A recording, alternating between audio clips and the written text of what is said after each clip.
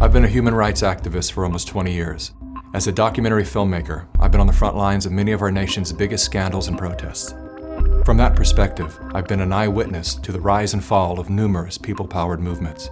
Nearly every organized resistance I've been a part of has ended just inches from victory for the same critical mistake: infighting, when members of the same group turn against each other. It often begins with whispers about the most prominent spokespeople of the cause. These rumors typically sound like, "I hear John is controlled opposition," or "Some people are saying Jane is compromised." While the use of infiltrators and agitators is a very real thing, I've yet to experience one scenario where such a label was accurately applied. And suspiciously, these labels are always branded on the people who are making the most progress. With the degradation of their reputation goes their contribution to your life.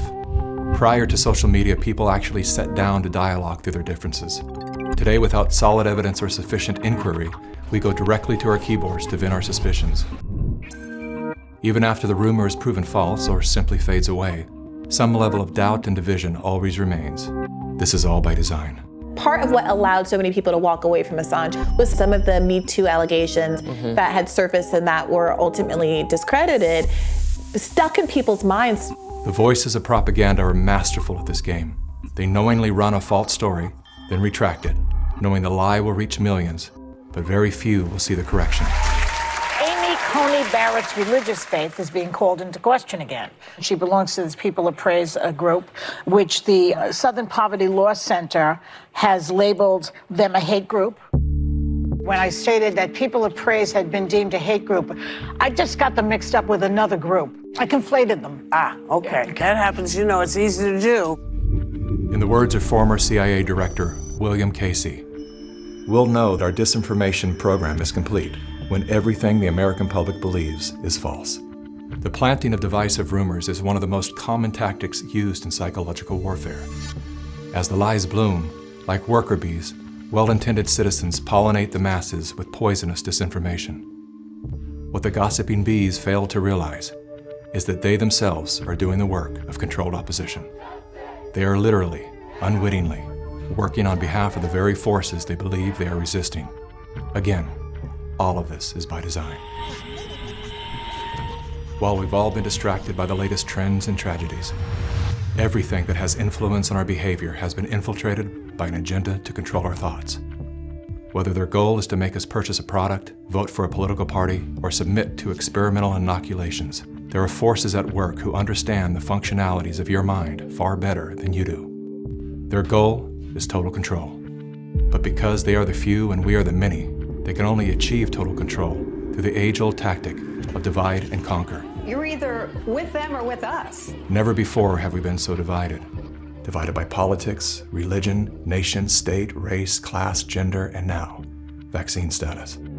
To better understand how we got here, consider these three quotes from The Art of War by Sun Tzu. "The supreme art of war is to subdue the enemy without fighting. Victorious warriors win first and then go to war. The secret lies in confusing the enemy so that he cannot fathom our real intent." Though Sun Tzu lived over 2,500 years ago, his work remains at the heart of our CIA, as well as the Chinese Communist Party's strategy today. It's no coincidence that around the same era as Sun Tzu, the words "united we stand, divided we fall" were first recorded. It is unity that will save our communities. As you see in the audience, Muslims, Christians, Jewish community, Democrats, Republicans, white, black, everyone all in between. This is the example of what you get when you choose to attack all members of the human family. Our greatest power is our numbers, hence the relentless effort to shatter us into broken fragments. As their agendas are being exposed, the dividers will stop at nothing to cover their crimes against humanity. They have bunkers. All we have is each other. The good news is, that's all we need.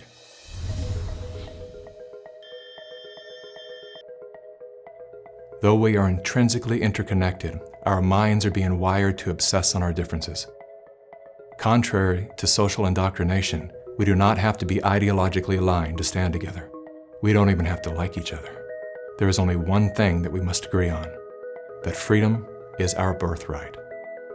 Now is the time to let go of whatever it is you're holding on to that keeps you divided from your friends, family, and fellow humans. Rise above all the micro dramas and distractions to see that a much bigger story is unfolding. Swallow your pride, humble yourself, let it go. I'm not suggesting that we look the other way when someone is clearly thwarting our forward momentum. There are people who deserve to be called out by name, especially those who are undermining our trust in each other. But even then, we should remember that there is a human life being affected by our words. We've been so conditioned to believe we are powerless that we've become careless with our power, like toddlers with loaded guns. How many times do we need to shoot our own foot till we realize that the power is in our hands? The only thing that can stop us at this point is us. We've all been lied to, scammed, fooled, tricked, conned, and coerced. Yes, it sucks. But here we are, wiser and stronger than we were just 3 years ago. This is the moment for us to activate our innate ability to create solutions. That can only happen through the awareness of symbiosis, defined as a mutually beneficial relationship between different groups. All of life depends on relationships. Every living thing is in communication, from the stars to the planets, the earth, the plants, the elements, the insects, the animals, the humans, and every cell within us. Real change out there begins with real change inside. The question is, how bad does it have to get before we're willing to change?